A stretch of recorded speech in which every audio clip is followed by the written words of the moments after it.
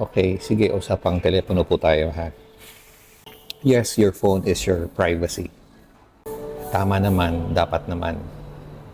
Malimit itong pag-awayan ng magpa-partners, mag-asawa, magbo-boyfriend. Yung pinapakailaman ng isa, yung phone ng isa.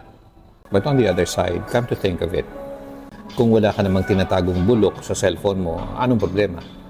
Yung iba nga dyan, di na mahiwalay sa cellphone nila. Pagpasok sa CR, dala. Kahit saan magpunta, basta nandyan yung misis niya, dala-dala.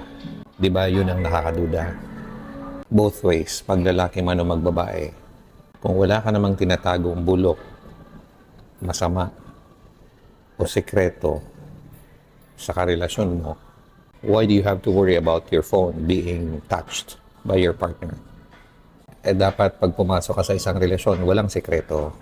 Ba't kailangan mo pa rin ng personal space sa sarili mo? I think doon napapasok yung privacy na sinasabi nyo. But pwede namang pag-usapan yan. Pwede namang magpaalam na, Han, patingin nga ng phone mo.